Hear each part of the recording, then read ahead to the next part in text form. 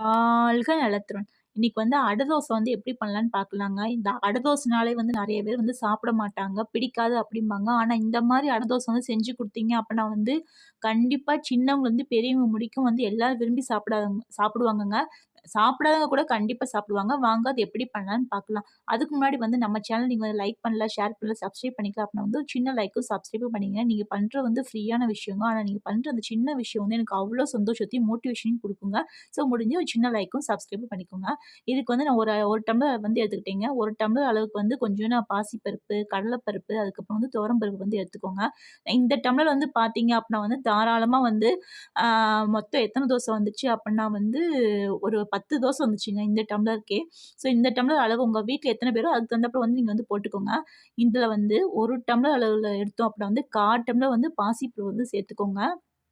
அதுக்கப்புறம் வந்து 1/4 டம்ளர் வந்து கடல பருப்பு வந்து சேர்த்துக்கோங்க.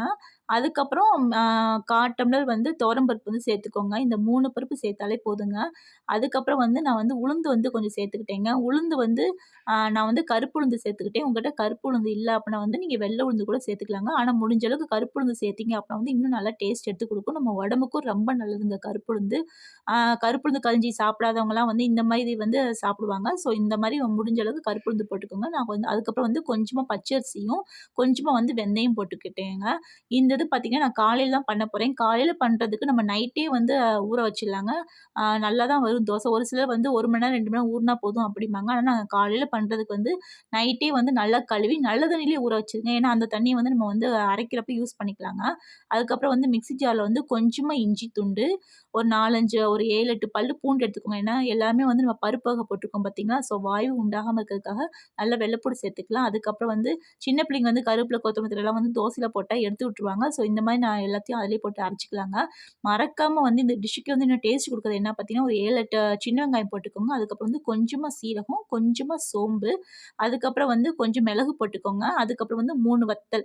இந்த காரம் வந்து பார்த்தீங்கன்னா, சின்ன பிள்ளைங்க வந்து யாருனாலும் சாப்பிடலாங்க. அவ்வளவா காரம் இருக்காது. முடிஞ்ச அளவுக்கு வந்து வெத்தலுக்கு பதிலா ஆ சாரி வத்தலுக்கு பதிலா வந்து இந்த சீசன்ல வந்து கொஞ்சமா வந்து நீங்க மிளகு கொஞ்சம் நெறைய சேர்த்துக்கிட்டீங்கன்னா, பிள்ளைங்களுக்கு வந்து அடிக்கடி சளி, இருமல் அதெல்லாம் பிடிக்காதுங்க.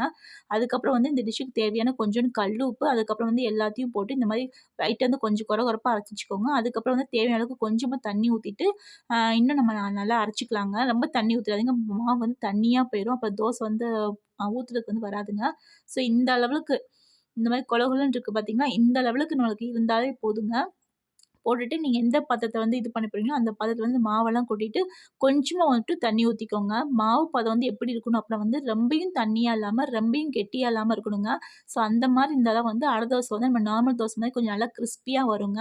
பார்க்கவே வந்து அது அடை தோசை மாரியே தெரியாதுங்க. ஸோ நீங்க பிளெயினா தான் உங்க பிள்ளைங்க விரும்புவாங்க அப்டின்னா வந்து நீங்க அந்த மாரி பிளெயினா கூட ஊத்தி குடுத்துடலாம். பிளெயினா ஊத்துறப்ப நம்ம நார்மல் தோசை மாரியே வந்து நல்லா கிரிஸ்பியா வருங்க. இப்ப நான் என்ன பண்ண போறேன்னா, இதுல வந்து கொஞ்சம் டேஸ்ட்டுக்காக வந்து இன்னும் கொஞ்சம் பெரிய வெங்காயம் வந்து கட் பண்ணி போட போறேங்க.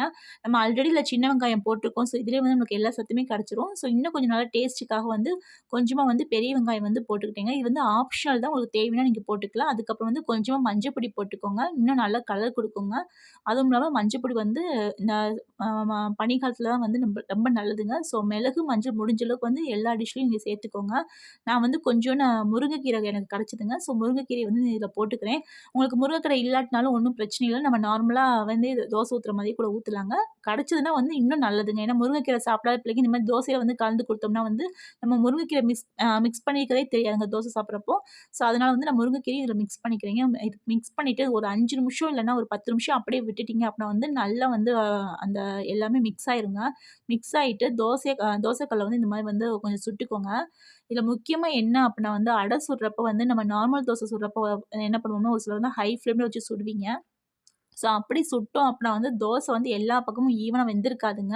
இன்னொன்னு நம்மளுக்கு கொஞ்சம் ஒரு பக்கம் பிடிக்க ஆரம்பிக்கும். இப்ப பார்த்தீங்க அப்டின்னா வந்து உங்களுக்கு காட்டுறதுக்காக வந்து நான் வந்து ஹை ஃப்ளேம்ல வச்சு இந்த மாரி மூடி போட்டு மூடி வச்சோம்னா வந்து தோசை நமக்கு வந்து எடுக்கிறதுக்கு வந்து வராதுங்க. ஸோ முடிஞ்ச அளவுக்கு எப்பயுமே வந்து அடை தோசை நம்ம சுடுறோம் அப்டின்னா வந்து கொஞ்சம் மீடியம் இல்ல மீடியம்க்கு கொஞ்சம் லோ ஃப்ளேம்ல வச்சு நம்ம சுட்டோம்னா தான் வந்து அடை தோசை வந்து நல்லா பிடிக்காம எல்லா பக்கமும் நல்லா வெந்தும் வருங்க. இப்ப பார்த்தீங்கன்னா, உங்களுக்கே தெரியும். நடுவுல வந்து கொஞ்சம் மாவா இருக்கிற மாரி தான் இருக்கும். ஸோ, எப்பவுமே வந்து அடை தோசை ஊத்துறப்ப, நீங்க சாப்பிட போறீங்க அப்டின்னா வந்து யாராவது சாப்பிட உட்காந்துருக்காங்கன்னா, ஒரு 10 நிமிஷத்துக்கு முன்னாடி நீங்க பண்ண ஆரம்பிச்சுருங்க. அப்பதாங்க கரெக்ட்டா இருக்கும். இப்ப நல்லா இந்த மாரி தண்ணி ஊத்திட்டு கொஞ்சம் மட்டும் எண்ணெய் ஊத்துனா போதுங்க. ரொம்ப எண்ணெய் ஊத்தணும்னா தேவையில்ல. ஒரு சில தோசைக்கல்ல வந்து பார்த்தீங்கன்னா வராது. அப்ப வராதப்ப வந்து என்ன பண்ணணும், கொஞ்சமா வந்து எண்ணெய் ஊத்தி, சும்மா ஒரு 2 சொட்டு எண்ணெய் ஊத்தி, நான் வந்து பெரிய வெங்காயம் வந்து இல்லாதனால சின்ன வெங்காயத்திலேயே வந்து லைட்டா இந்த மாரி செஞ்சு விட்டுக்கிறேன். உங்ககிட்ட பெரிய வெங்காயம் இருந்துச்சு அப்டினா வந்து பெரிய வெங்காயத்த வந்து இந்த மாரி எல்லாமே தடவிட்டீங்க அப்டினா வந்து தோசை வந்து நல்லா வருங்க. கொஞ்சம் நல்லா மணமாவும் இருக்கும். நம்ம வெங்காயம் வந்து தேய்க்கிறதுனால கொஞ்சம் மணமாவும் இருக்கும். தோசையும் நல்லா பிடிக்காம வருங்க. இப்ப பார்த்தீங்க அப்டினா வந்து நான் வந்து கொஞ்சம் மீடியம் ஃப்ளேம்க்கு கொஞ்சம் மீடியம் ஃப்ளேம்ல வச்சுக்கிட்டேங்க. மீடியம் ஃப்ளேம்ல வச்சுட்டு, ஆ இந்த மாரி வந்து நம்ம மூடி போட்டு மூடி வச்சு ஒரு 2 நிமிஷம் இல்லன்னா 1 நிமிஷம் விட்டாலே வந்து தோசை வந்து நல்லா எல்லா பக்கமும் வெந்துருங்க. ஈவனா வெந்துரும். இப்ப பார்த்தீங்கனாலே உங்களுக்கே அது தெரியும். சுத்தி, சுத்தி எடுக்கிறப்ப வந்து பார்த்தீங்கனாலே தெரியும். அதே மாரி ரொம்ப எண்ணெய் ஊத்தணும்லாம் தேவையில்லங்க. நான் ஊத்துனது பார்த்தீங்கன்னா, சின்ன கரண்டில 1 கரண்டி தாங்க எடுப்பேன். அந்த கரண்டில நம்ம ஊத்துனாலே போதுங்க. தோசை வந்து நல்லா டேஸ்ட்டாவும் இருக்கும். நல்லா கிரிஸ்பியாவும் வரும். இந்த மாரி அடை தோசை சுட்டு சாப்பிட்டீங்க அப்டினா வந்து உடம்புக்கும் ரொம்ப நல்லதுங்க. கண்டிப்பா நீங்களும் ட்ரை பண்ணி பாருங்க. உங்களுக்கும் ரொம்ப பிடிக்குங்க.